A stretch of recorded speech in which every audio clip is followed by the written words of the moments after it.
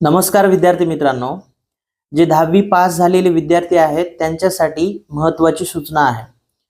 तुम्हाला जर 10वी नंतर पॉलिटेक्निकला ॲडमिशन घ्यायचं आहे किंवा 11वीला ॲडमिशन घ्यायचं आहे किंवा ITIला ॲडमिशन घ्यायचं आहे, तर ॲडमिशन प्रोसेसमध्ये तुम्हाला तुमचा एक मोबाईल नंबर आणि ईमेल हे लागणार आहे आणि तो मोबाईल नंबर तुम्हाला पूर्ण ॲडमिशन प्रोसेस होईपर्यंत चालू ठेवायचा आहे. त्या मोबाईल नंबरवरती वेळोवेळी तुम्हाला OTP येईल, SMS येतील. म्हणजे ॲडमिशन संदर्भात पूर्ण जे काही इन्फॉर्मेशन आहे ते तुमच्या मोबाईल नंबरवरती येईल. त्यामुळे तो मोबाईल नंबर तुम्हाला चालू ठेवायचा आहे.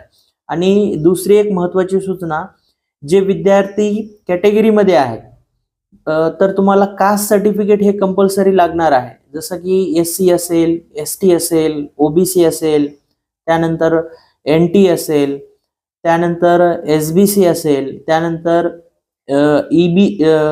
EWS मध्ये असेल, तर हे सर्व जे विद्यार्थी कॅटेगरीमध्ये आहेत त्यांना कास्ट सर्टिफिकेट कंपल्सरी आहे.